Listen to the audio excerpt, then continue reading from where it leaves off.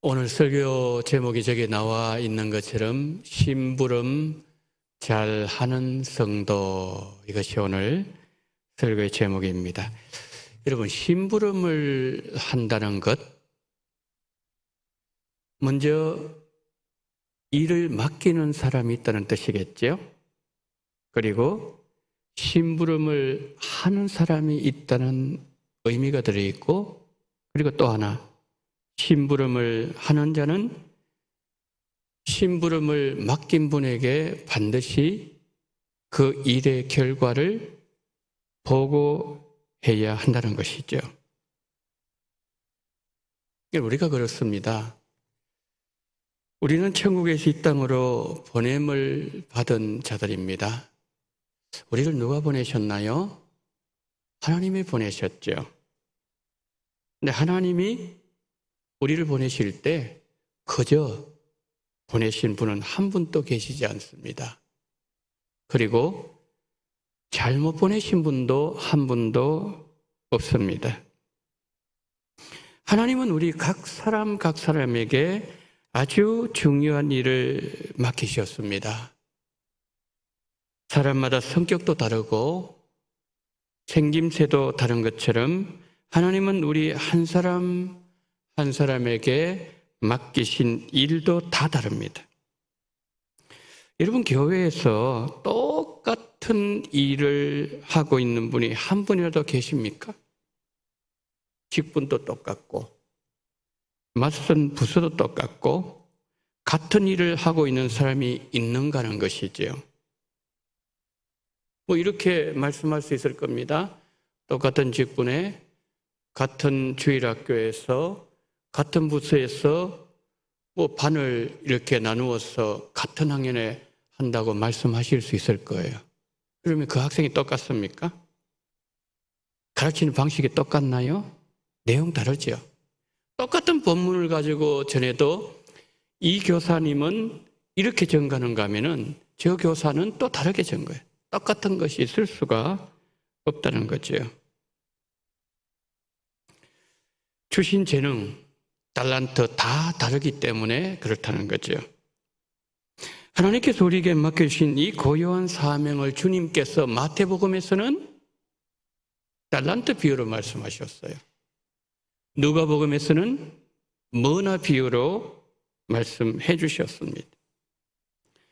하나님께서 우리를 이 땅에 보내실 때 주신 일을 잘 감당하고 우리가 하나님께로 다시 돌아가서 이 땅에서 일을 어떤 자세로 했는지, 얼마나 많은 열매를 남겼는지 우리는 보고해야 됩니다. 이 사람에게는 이 일을, 저 사람에게는 저 일을 맡겨주셨지만 보냄을 받은 자라면 누구에게나 동일한 점이 하나가 있습니다. 그것은 맡겨주신 일을 잘 감당해야 된다는 것과 이 땅에서 했던 일의 결과를 주인에게 보고해야 된다는 거죠. 마태복음 25장에서 달란트 비유를 통해서 주님은 이것을 우리에게 가르쳐 주신 것이죠. 그래서 우리 마음에 늘 이 생각이 떠나지 않아야 됩니다. 지금까지 나는 심부름을 잘 했는가? 하루를 마무리하고 잠자리 들기 또 나 자신에게 물어야 됩니다. 나는 오늘 또 심부름을 잘했는가? 본문에서 바울은 고린도 교회를 향해서 심부름의 중요성을 깨우쳐주고 있습니다. 2000년 전에 고린도는 경제적으로 매우 부유한 교통의 중심지면서 항구 도시였습니다. 이 고린도 도시가 있다면은 동쪽으로는 에게해, 그리고 서쪽으로는 아디엘해가 있습니다. 이런 도시가 사실 세계적으로 보아서 많지 않습니다. 동서 모두 항구 도시였기 때문에 다른 항구 도시보다 사람들의 출입이 배나 많았다는 거죠. 그러니까 이 고린도 도시는 동서양의 문화가 자연스럽게 들어오는 통로 역할을 하고 있었습니다. 그리고 항구 도시의 특성상 많은 우상숭배 현상들이 나타나고 있었습니다. 고린도 도시의 그 우상숭배자들은 한 해발 500m가 넘는 그 산꼭대기에 거대한 신전을 건축했습니다. 차를 타고 지나가는데 저 멀리서 보이는데도 굉장히 크게 보였어요. 와, 저 정도 되면은 실제로 가보게 되면 어마어마한 규모겠구나. 그럼 제가 지나간 적이 있습니다. 그 높은 곳에 많은 사람이 올라가서 우상숭배를 하고 있었다는 거지요. 그런데 그 신전에는 수백 명의 신전 창녀들이 있었습니다. 그들은 신에게 제사를 드린다는 명목으로 엄란한 행위들이 그냥 공개적으로 자행되고 있었습니다. 그런데 문제는 이런 부도덕한 고린도 도시의 문화들이 자연스럽게 고린도 교회 안으로 들어왔다는 데 있었어요. 여러분, 주님의 몸된 교회가 세상에 복음을 선포하고 복음으로 세상을 변화시키는 것이 아니라 세상에 음란하고 비성경적인 문화들이 교회 안에 들어와서 고린도 교회 성도들 타락시키고 있었다는 거지요. 그럼 우리 원동교회는 어떻습니까? 우리 교회 때문에 이 지역을 하나님께서 주의 평안으로 지켜주시고 우리 원동교회 때문에 주변의 모든 분들이 하나님의 복을 받고 하나님께서 지켜주시는 은총과 모든 이들의 마음에 평안이 임하기를 우리는 기도해야 됩니다. 평안을 알지 못한 이들에게 주의 평안을 전하는 것, 불안에 떨고 있는 영혼들에게 주님의 평안으로 회복시켜 주는 것, 이건 역시 우리가 해야 될 중요한 심부름 목록 중에 하나입니다. 바울은 오늘 본문에서 성도의 신앙생활을 운동장에서의 다름질, 마라톤으로 비유하고 있습니다. 26절 한번 보시겠습니까? 그러므로 내가 다름질하기를 향방 없는 것 같이 아니하고 싸우기를 허공을 치는 것 같이 아니하여. 지금 바울은 저기서 뭘 지금 강조하고 있는가 하면은 방향의 중요성을 강조하고 있습니다. 방향의 중요성. 네, 방향의 중요성. 내가 다름질하기를 향방 없는 것 같이 아니하고, 방향이 너무 중요하다는 거죠. 여러분, 마라톤에서 뭐가 제일 중요하다고 생각하십니까? 기록을 깨야 되니까 속도라고 사람들은 생각하겠지요. 맞습니다. 속도가 가장 중요한 것을 우리는 생각하지만 속도보다 더 중요한 것은 방향입니다. 이전에 그런 일이 한번 있었지요.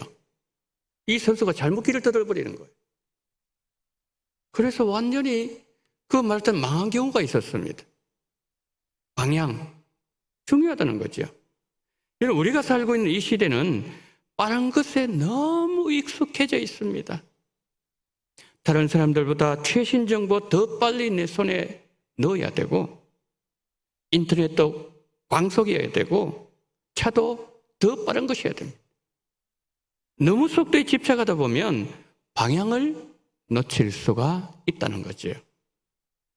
바울도 바른 방향을 신앙의 원리로 지금 26절에서 제시하고 있습니다. 자신의 삶 역시 바른 방향을 향하여 달려간 삶이었다. 그렇게 고백하고 있죠. 그러면서 바울은 우리 인생이 표대를 향하여 부름의 상을 위하여 계속 달려가야 한다. 그렇게 증거하고 있습니다. 바울이 빌립보서 3장 13절 14절에서 이렇게 고백합니다. 형제들아, 나는 아직 내가 잡은 줄로 여기지 아니하고 오직 한 일, 즉 뒤에 있는 것은 잊어버리고 앞에 있는 것을 잡으려고 표대를 향하여 그리스도 예수 안에서 하나님이 위에서 부르신 부름의 상을 위하여 쫓아가노라.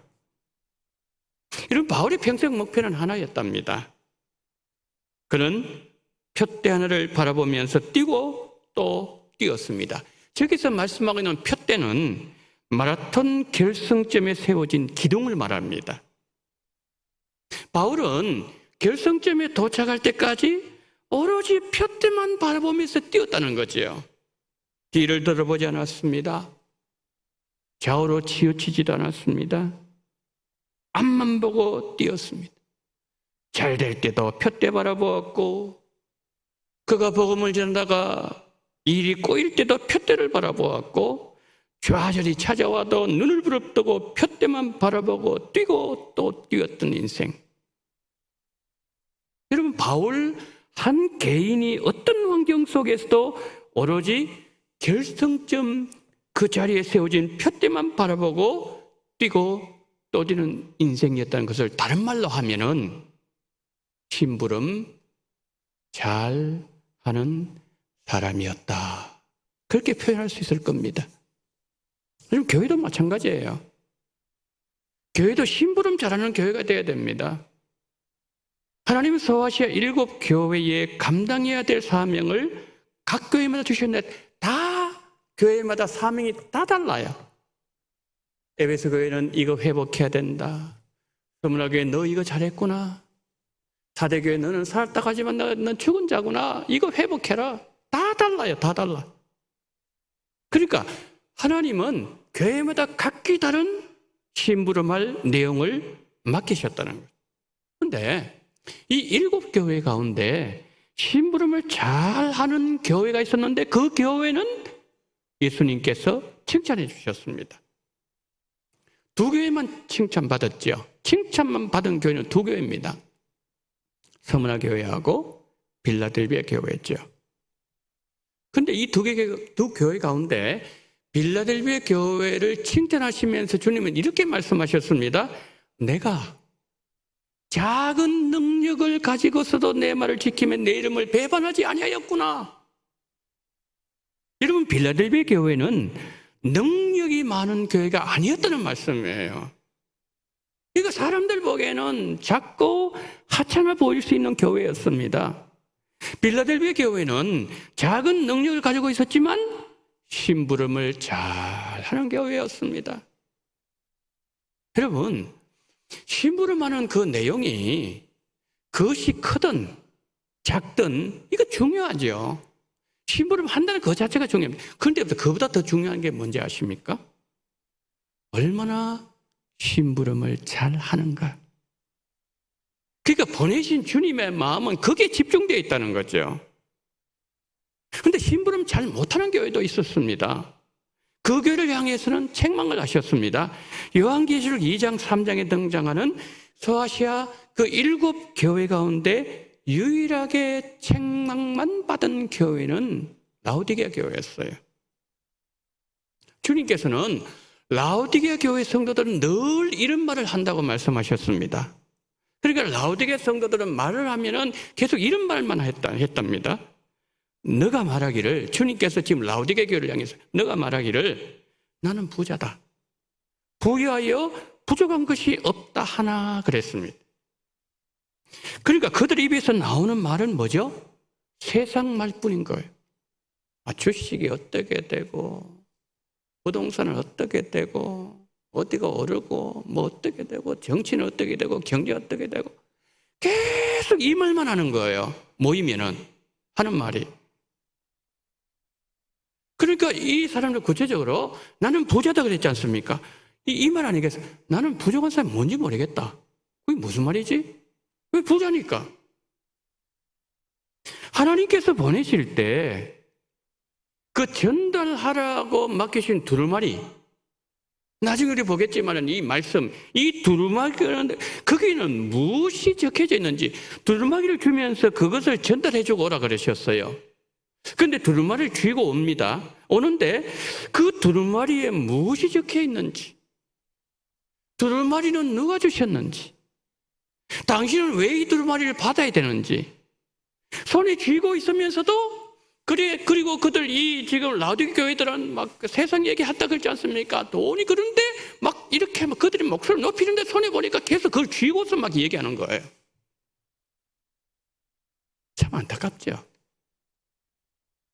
내 손에 쥐고 있는 그 두루마리가 무엇인지, 내가 이 두루마리를 왜 들고 있는지, 이 두루마리를 내 손에 쥐어주신 분은 누구인지 관심이 없고 말하지도 않았다는 거. 누가요? 라오디게아 성도들. 그 심부름하는 데는 관심이 별로 없었어요.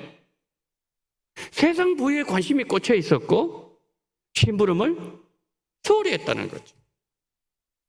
그럼 바울은 고린도서 5장 19절 말씀에서 이런 말씀이었습니다. 하나님과 세상 사람들에게 화목하게 하는 말씀을 주시면서 우리에게 부탁하셨다 그랬어요. 뭘 주셨다고요? 말씀. 그러니까 여러분, 바울 당시의 말씀은요, 우리는 이 말씀 그러면 성경을 떠올리지만은 그 당시엔 성경이 없었지 않습니까? 그러니까 바울 당시의 말씀 그러면 그들은 뭘 생각하고 두루마리를 생각하고 두루마리 되어 있었다는 거죠. 그러니까 하나님께서 그들에게 맡겨주신 뭐가 있었다고요? 손에 두루마리를 쥐어주셨다는 거죠. 그 두루마리를 세상 사람들에게 전달해주고 와라. 그러면서 우리를 뭐예요? 세상에 보내신 거예요. 그런데 부탁하는데 거기 보니까 특별 부탁을 했답니다. 아니, 우리가 뭐가 그렇게 대단하고 뛰어나다고 하나님은 특별 부탁을 하는 겁니까? 그런 대상이 우리가 될 수 있는 겁니까? 이게 뭐냐면은 하나님은 우리를 그만큼 믿고 신뢰한다는 거죠. 이 예배에 참석하신 우리 성도님들 중에는 이제 직장생활 하신 분도 계시고 또 가정주부도 계시고 다양하십니다. 직장에서 부장님도 계실 것이고 팀장님도 계실 것이고 CEO도 계실 것이고 또 그리고 가정주부 우리 다양합니다. 그런데 우리가 직장에 들어가게 되면은 직장이 우리에게 직함을 부여합니다. 평사원 그랬다가 그 다음에는 조금씩 올라가면서 다 우리 시간이 바뀌면서 직함이 달라집니다. 회사가 나에게 준 직함이죠. 그런데 하나님께서도 우리에게 직함을 주셨어요. 하나님께 우리에게 주신 직함 저거예요. 하늘나라 파송 선교사입니다. 이것이 우리에게 주신 직함입니다. 여러분, 선교사 우리가 이번에 우리 고선교사님도 오시고 또 이제 라오스에도 오실 것이고 그 다음에 또 티르기에서도 이렇게 또 필리핀에서도 오시고 선교사 많이 오셨어요. 우리 선교 보고받았지 않습니까? 참 열심히 해요. 그런데 정말 일부이지만은 거의 안 계시지만은 이렇게 잘하지 못하는 분도 계세요. 그런데 우리가 뭐예요? 하늘나라 파송 선교사 딱 이렇게 우리 눈에는 안 보이지만은 하늘나라 파송 선교사. 근데 선교사가 선교 일을 하지 아니하고 다른 일을 하게 되면 어떻게 되는 거죠? 그만에 본부에서 한다고 생각하면 어떻게 될까요? 경고 들어가겠죠. 그러다 말 안 들으면 잘라내겠죠. 우리는 하늘나라의 파송 선교사로서 나는 정말 이 두루마리는 그 속에 복음이 담겨져 있는데 이를 내가 몇 사람한테 내가 지금까지 전달해 줬는가? 난 정말 파송 선교사의 사명을 제대로 감당하고 있는가? 잠을 자기 전에 아까 제가 말씀드렸습니다. 오늘 나는 심부름 잘했는가? 내가 어떤 심부름 했지? 사장님 심부름하고 회사에서 이런 출장을 가고 그런 심부름 잘했는데 정말 나는 하늘나라의 파송 선교사로서 내가 하나님의 심부름을 잘 하고 있는가? 우리가 주일 예배 드리잖아요. 사실 그 파송 예배입니다. 그리고 오늘 또 우리가 이제 예배 드리지 않습니까? 이것도 우리가 두루마리를 들고서 나가기 전에 파송 예배를 사실은 드리는 거예요. 하나님이 이 땅으로 우리를 보내실 때 하나님은 딱 한 가지 부탁하셨어요. 심부름 잘하고 오너라. 심부름 잘해라. 사도행전 27장을 보면은 그게 광풍 유로굴라가 나와요. 그 배가 완전히 그게 광풍성에 들어가가지고 완전히 배가 파손될 지경이 되었습니다. 그런데 그 배가 분명히 파손돼야 되는데 파손 안 됩니다. 이유가 있어요. 딱 한 가지였습니다. 로마에 심부름해야 될 편지가 바울손에 들려 있었기 때문이에요. 그 급에는 파손 안 되는 거예요. 왜? 이 편지를 보내야 되기 때문에 하나님 파손 안 시키시는 거예요. 딱 이 한 가지. 안 그러면 다 죽었어요, 그 사람들. 바울 때문에 산 거죠. 여러분의 사업, 일터, 건강, 가정, 자녀들 강건하고 평안한 것은 왜 그럴까요? 심부름하는데 장애가 없도록 만들어주시는 거지요. 심부름 하려고 그러는데 가정에 문제가 있고 내 건강에 문제가 있고 이런 문제가 부딪히면은 그러면 내 거기에 이 모든 내 에너지가 뺏기게 심부름 못하지 않습니까? 그래서 하나님 뭐예요? 다 모든 걸 평정시켜 주는 거예요. 심부름 잘하라고. 바울은 16절에서 말씀합니다. 이 사명은 너무너무 귀하기 때문에 이 심부름 잘하지 않으면은 내게 화가 임할 것이다 말씀하고 있어요. 심부름 잘 안 하고 게으름을 피운다든지 다른 일을 한다든지 전달할 두루마리를 길거리에 그냥 버렸다든지 편지를 전달하지고 손에 쥐고서 다시 하나님 나라 가가지고 주님을 만나게 되면은 바울은 이렇게 말씀합니다. 하나님의 화가 임할 것이다. 성경에서 말씀해요. 제 계산을 해보았습니다. 하루에 한 개씩 두루마리를 만약 우리가 주었다면 80년을 내가 만약에 살았다면은 시간을 계산해 보니까 29,200개의 두루마기라는 계산이 나왔습니다. 하루에 2명에게 두루마리를 전달했다면은 58,400개의 두루마리라는 계산이 나왔어요. 하나님 우리에게 이 많은 두루마리를 주셨는데 여러분 그 두루마리 어디 있습니까? 여러분 거실에 쌓여 있습니까? 안방에 있습니까? 길가 그냥 버려버렸습니까? 선교사가 파송되면은 파송교회 성도들 열심히 기도합니다. 물질로 헌신합니다. 그런데 그 선교사가 영혼 구원하는 일보다 다른 일에 더 많은 관심을 가지고 시간을 헛송세월 보낸다면은 그 선교사는 파멸감이죠. 하나님 우리를 파송하셨습니다. 하나님이 부탁하신 두루마리를 더 열심히 전달하라고 주님 지금 뭐하고 계십니까? 우리를 위해서 중보기도하고 계세요. 계속 우리를 뭡니까? 힘내라, 힘내라, 잘 지내라. 주님 응원하고 계십니다. 그리고 하나님께서는 우리에게 성령을 선물로 보내주셔서 더 전달하라고 힘도 우리에게 더해 주셨다는 거죠. 그럼 잘 전달하고 계세요? 우리 손에는 하나님이 지어주신 두루마리가 들려 있습니다. 우리 인생의 향방은 어디에 맞춰져 있습니까? 무엇을 목표로 이 자리까지 바쁘게 달려오셨습니까? 우리가 바빠야 되는 것은 하나님의 심부름이어야 합니다. 난 후반기에 하루에 한 영혼에게 하나님 맡겨준 두루마기를 전달하겠다. 이런 여러분이 분명한 어떤 구체적인 목표를 세우신다면 여러분 생각이 먼저 달라집니다. 사람을 대하는 방식과 관심이 달라질 것이고 발걸음의 방향이 변하게 될 겁니다. 여러분 그 마음으로 이 돌아오는 주일 믿음으로 한 영혼을 하나님께 올려드려보세요. 여러분 축제 날까지 7주 46일 남았습니다. 우리가 명단을 올려드리잖아요. 그러면은 그 사람의 마음을 주장하시고 그 사람의 발걸음이 10월 26일 날 옮겨지게 하시고 그리고 전도 축제에 참석 여부는 그건 하나님이 하실 일이에요. 우리가 하는 건 뭐예요? 명단을 올려드리고 그 사람에게 권면하고 그 영혼을 위해서 기도하는 것. 그러니까 우리가 해야 할 일과 하나님 하실 구분되어 있다는 거죠. 우리는 왜 큰 부담을 느끼는가 하면은 하나님 하실 일을 내가 다 하려고 하기 때문에 처음부터 그냥 번아웃 돼버리는 거예요. 아이 너무 힘들다 이거.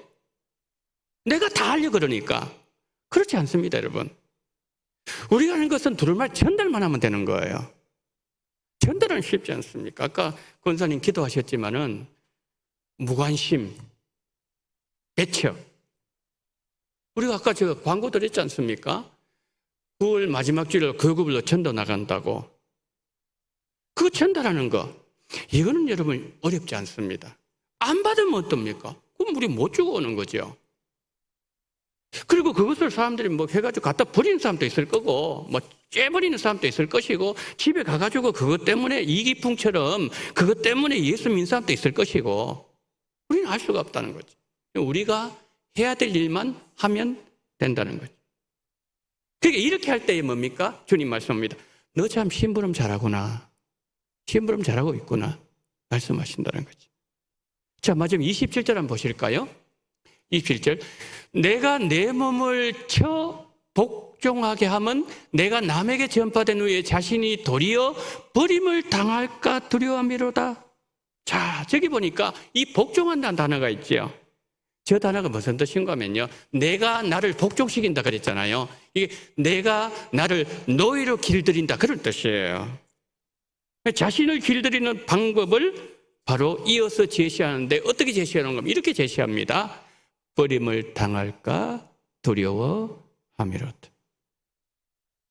우리 마음 중심에 심부름을 잘못한 자에게 임하는 하나님에 대한 거룩한 두려움으로 살아가야 된다. 바울이 지금 이렇게 원하고 있는 거죠. 심부름 잘못하면은. 미국에 네브라스카주가 있지 않습니까? 거기에 교회에서 아주 모범적으로 봉사하는 집사님 의사 한 분이 계셨습니다. 이분은 환자들을 진료하는 게 꼭 하는 것이 하나 있었다고 합니다. 그건 뭐냐면 복음을 전하는 일이래요. 어느 날 어느 환자가 이 의사에게 물었습니다. 당신은 전도하는 것이 그렇게 좋습니까?